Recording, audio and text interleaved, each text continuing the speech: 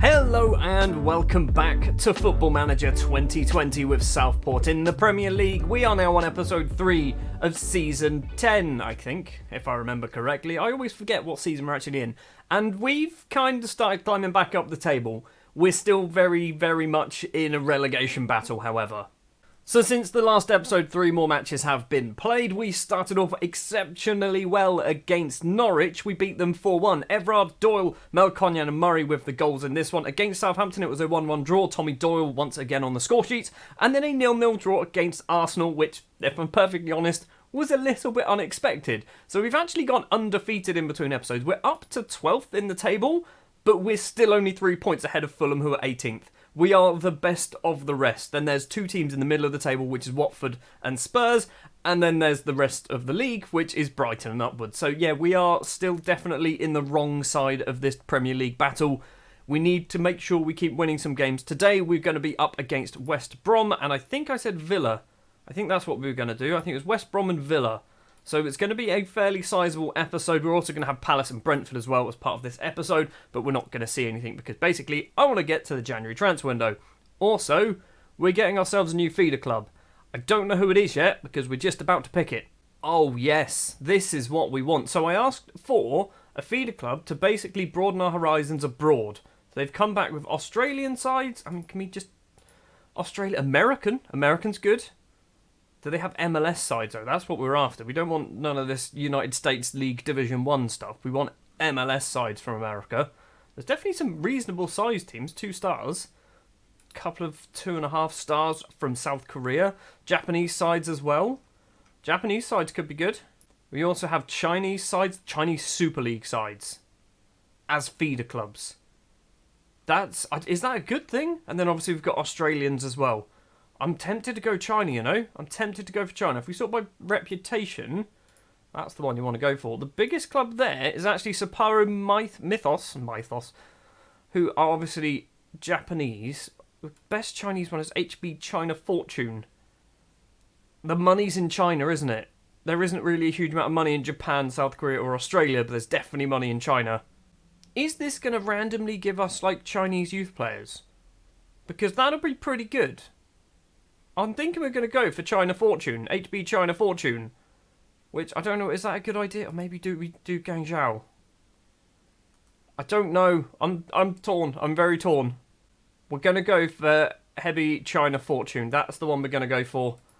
Let's hope our chairman, Josh Okoye, possibly, can sort the deal out. Anyway, let's go forward to the West Brom game, because we're about a day before we actually play West Brom. So it's 12th versus 17th place. However, there is only 3 points between us. So if we lose, they will go ahead of us, basically. They might not have a better goal difference. If we lose 3-0, though, we'll go ahead of us. But yeah, it's very, very close down the bottom of this table. We need to make sure we win the games against the teams in this little relegation pack, I guess. So West Brom are definitely one of those teams. Aston Villa, also one of those teams. I'm genuinely nervous about this match. So we're going to go for the same formation that we usually go for. I have been considering reverting to the 5 at the back because we are struggling defensively, but we're sticking with it for the moment because obviously it has started to kind of begin to work. It's going to be Varro in goal. Yes, he has returned. He is back. We haven't actually lost a game since Varro has come back, as far as I'm aware. We've got Leao, Lewis, Mendes and Matheson as our back 4 today. We'll come back to Lewis in a minute. Butic, Wang and Doyle in the middle with Tilger, Rock Murray and Everard as our strikers. Lewis is the player who we bought from Southampton, who isn't very good, but he has lots of potential. And I think he just needs some games. He's playing because Jermaine Bamba has broken his back. And is it Daniel Acuna, the Mexican? It is Daniel Acuna. I don't think he's that good.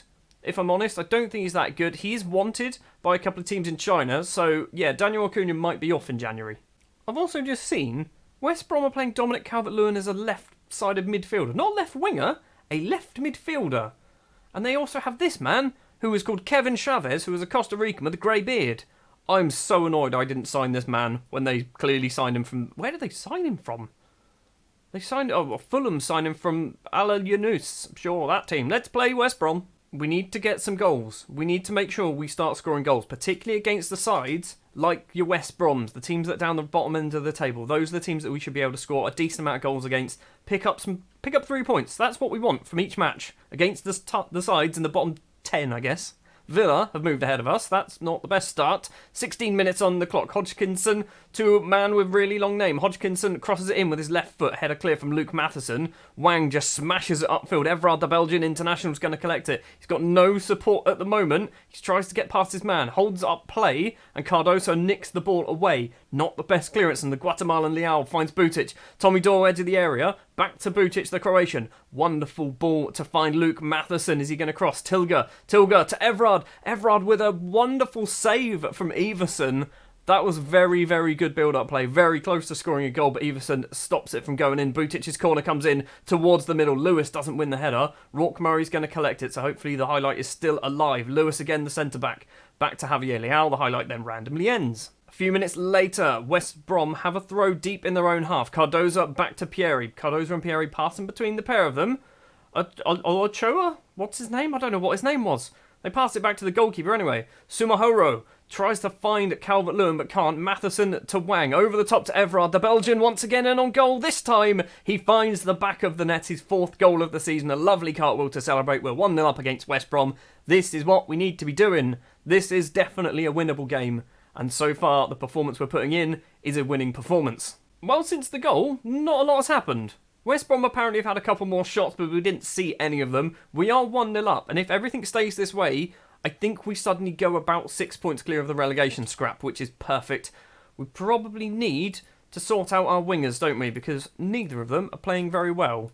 So, what can we do? Is there something I'm telling them to do that they're not working with? Maybe I should say sit narrower. Is this a plan? Maybe we're playing too wide.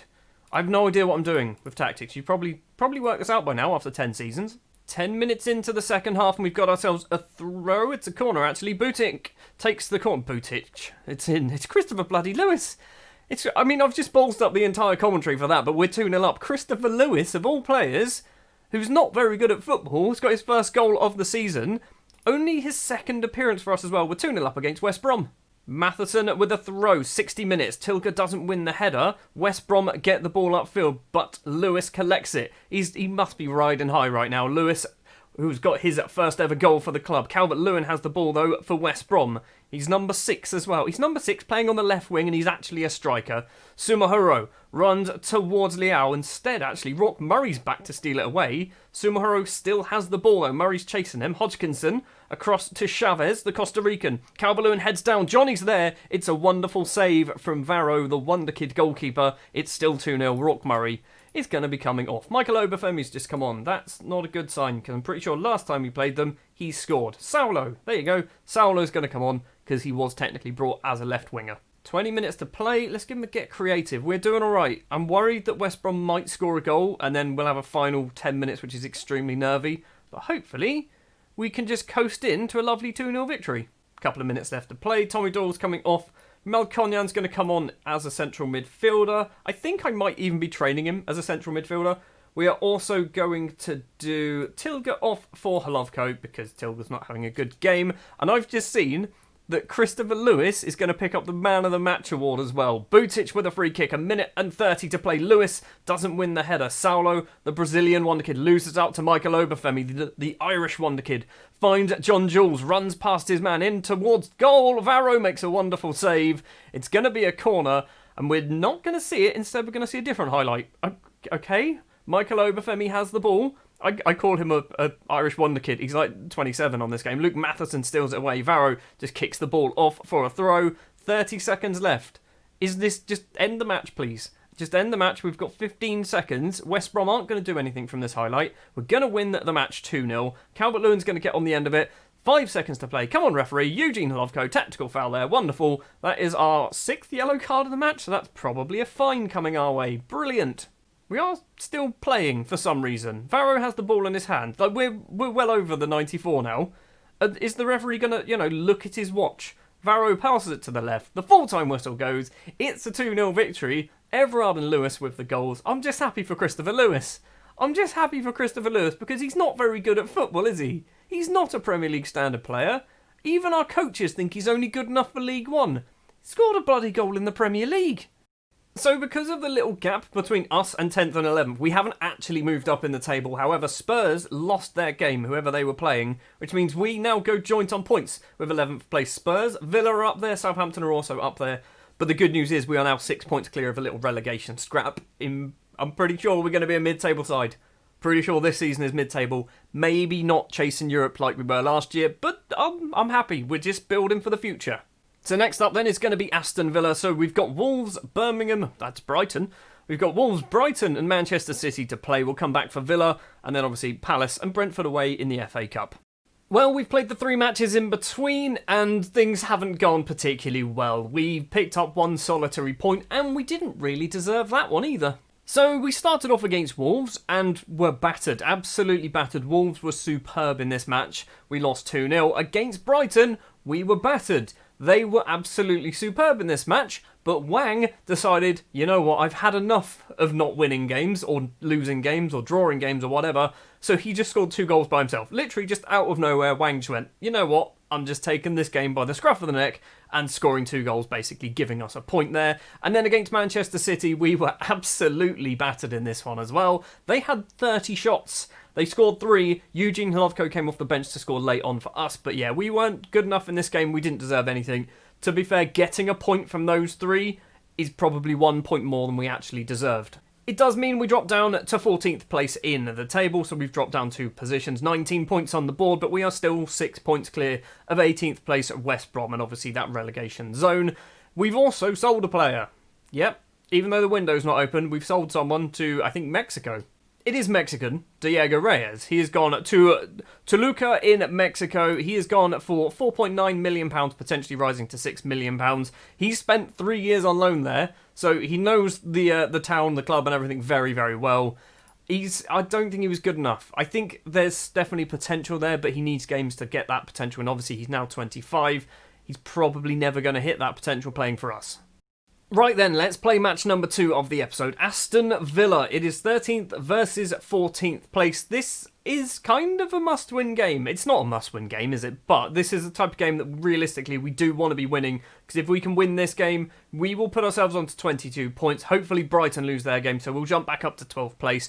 And we'll end the episode exactly where we started it. If we lose, and other teams around us also win their games, Leicester, Norwich and Newcastle, for example, we will probably drop down to maybe 16th. Which isn't good. So then, for the Villa game, it's going to be Varro in goal. Javier Leao, Nenad Milosevic, Sebastian Mendes and Luke Matheson as our back four today. Milosevic has moved over to be a central defender because basically I don't want to play Daniel Acuna. What's his name? Lewis. He's played the last 3 games, or 4 games now I think, technically. Obviously he scored, but has been pretty garbage ever since. So we're going to move Milosevic into the middle. Matheson needs to get some first-team football, so he's going to be playing on that right-hand side. It's going to be Butic, Wang and Doyle in the middle of the pitch.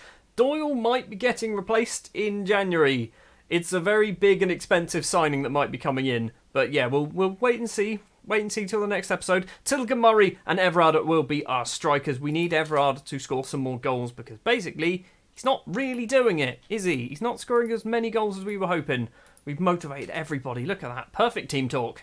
So when we played Wolves and when we played Manchester City, we were dominated. Absolutely dominated. Against Brighton, we weren't dominated as much, but we were just bad. Javier Leao with the ball. Rock Murray in on goal. And 6 minutes and 42 seconds on the clock. Rock Murray gets his 3rd of the season. Another one of those players who I'm tempted to replace.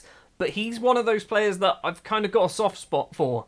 Rourke Murray's, he basically dragged us up to the Premier League, didn't he? So I kind of want to keep him here. That goal as well has moved us up to 13th place. Brighton have just taken the lead against whoever they're playing, so at best we're staying 13th. Half an hour on the clock. Tilga flicks the head on, Wang's in on goal, and Wang just pokes it past Gunnarsson. It is 2-0, his 4th goal of the season. We're putting in a performance against Aston Villa. This has probably been a long time coming. This has been a long time coming. We seem to do this occasionally. We did it against, I think, Norwich earlier on in the season where we just suddenly turned up and went, we're going to score 4 goals. I'm hoping the same thing is going to happen here against Villa. Everard has no support at the moment. He's going to run to the right-hand side. If he holds up the play like he should do, he's almost scored it himself. He's almost scored it. Murray keeps the ball in play, plays it across. It's Javier Leao. The highlight ends. Something could have come from that. I'm not sure why Everard didn't hold up the ball there. Any sensible striker would have held up the ball and waited for the 4 attacking midfielders to basically join in. Wagnerman with a free kick for Villa. It's Marcos Antonio. Marcos Antonio is his name, number 7. Into Robertone. It's now Sandri forward on that left-hand side, but Luke Matheson gets there first to Varro. Nenad Milosevic, I was going to say makeshift centre-back. He's not makeshift. He's actually a central defender. He's just naturally a right-back. Murray's going to run forward, gets tackled, keeps hold of the ball. Though Rock Murray keeps going, slots the ball through towards Everard, doesn't manage to get past the defender. Gunnarsson has it in his hands, so nothing's happened from this highlight yet, has it? Which means that Villa are probably going to score. Dilrosun down that left-hand side, gets past his tackle. It's still nothing's happened. Still nothing's happened from that highlight. And nothing did happen from that highlight. And it stays 2-0 at half-time then. Murray and Wang with the goals. We are looking good. We are looking real good. I'd like to see another goal if we can. We've had 12 shots, 7 on target. They've had 3 and missed all of them. We just want to get another goal. Because I can see this is like one of those goals where... Well, one of those games, where if Villa score, all of a sudden the game changes. The game changes completely. If we score now, Damien Tilger with the effort, if we make it 3, it's pretty much in our hands. Also, Southampton somehow beating Liverpool 2-0, which means Liverpool drop off the top of the table. Fair enough. Right, Doyle's going to come off for Melkonyan. We're going to then rearrange the midfield. So Wang's going to be that box-to-box. I'm also tempted to bring Everard off. But then again, he's doing all right. He's doing all right, actually. He's on a 6.8. He's not scoring goals, but he's doing all right. Speaking of, he's not going to get on the end of that. Gunnarsson clears it upfield. 20 minutes left to play. I want 3. I want to make it 3-0. It's the defender. That's his name. That's all I'm going to call him. Long ball upfield from the goalkeeper to find at Wind. Over the top to Treacher. Goalkeeper Varro really should have done better there. And this is what I didn't want to happen. Because this now means that the game is going to swing Villa's way and they're probably going to equalise. Right, what do we do here? I mean, we've got ourselves a corner. We'll give him a get creative. Milosevic is there. Headed effort goes over the bar. 15 minutes or thereabouts left to play. I mean, looking at these numbers, this has everything about a Villa draw on this, doesn't it? Another corner. Butic goes over to take it. Milosevic is there. And once again, the big defender heads over the bar. We've got 7 minutes. We're going to do some time wasting. Everard off. For Eugene is going to come on. We're then going to do ourselves another sub around 88 minutes to waste a little bit more time, which is going to be Saulo coming on for Rourke Murray. And then hopefully you'll just be a highlight because we were doing subs. Don't be a highlight because something's happening. Unless, we score. Hlovko tries to get round number 5. The Ukrainian on that left gets past Sandoval, but Sandoval makes a very good recovering tackle. We've got 1 minute and 10 seconds of normal time to play, plus 4 minutes of injury time. Let's hope it just disappears and we pick up 3 more points. We do pick up 3 more points. We got a little bit lucky there. If we could just, learn how to score goals would be great. Because we could have won that 4 or 5-0. I mean, I'm saying this literally. We win a game and I'm like, that wasn't good enough. It was never good enough. Nothing's ever good enough for me, okay, team? You should know this by now. You should win every game 700-0. And then the one after that, 800-0. Well, 3 more points then at home-ish against Everton. Moves us, we stay in 13th or we move up to 13th place. We have leapt over Aston Villa, 22 points on the board. We are starting to get a lot further distance away from the relegation zone now. It's, as I said earlier, we're definitely going to be mid-table this season. I can't see us closing the gap to the top 7, but also I think we're far enough away from the relegation scrap. So hopefully this is a season where we can just kind of develop our team. We can just learn to get better at football. We can kind of tweak our tactics a little bit as well. And then hopefully next season, maybe that's when we're challenging for Europe. We've still got 2 more matches to play in this episode. It's probably about 45 minutes long now. So yeah, we've got Crystal Palace and Brentford to play. I will play those off camera. We'll return just after the Brentford game, ready for the January transfer window to open in the next episode. Well, it's New Year's Eve. We have played 2 more matches, and again, we've not been very good. We've been knocked out of the FA Cup by Brentford. We started off with a 2-2 draw against Crystal Palace. We should have won. We had about 25 shots. They had 7. We both scored 2 each. We conceded in the 91st minute. That's when they scored their equaliser. Tilger and Doyle with the goals for us, though, It wasn't a bad performance, but we really should have won it. And then against Brentford, I played all the children. So I'm fully taking this one as my own fault here, but we lose this one 3-0. It was Amjad Radi Fadhil with our goal, who I believe is Iraqi, I think. He's decent. He's scoring lots of goals for the Iraqi side. 13 in 26 appearances. He's made his debut for us now. He's actually played twice because he played Carabao Cup as well. Yeah, he loves a goal for the under-23s.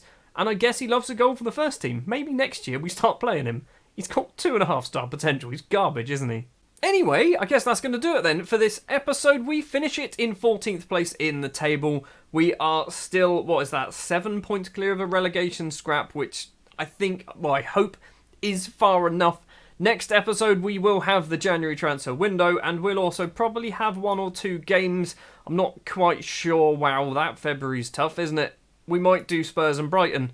That's what we might do. So off camera, there'll be a decent amount of football. Both the Merseyside derbies as well, one after another. Fulham, Leicester and Villa as well. But yeah, thank you very much for watching this episode. And if you did enjoy, do please remember to leave a like. If you're new here, hit the subscribe button. And I'll see you in the next episode where we will sign ourselves a brand new central midfielder, because I've confirmed the deal. He's getting paid way too much money, but hopefully he's better than Tommy Doyle. And Tommy Doyle isn't too bad. I'll see you in the next episode.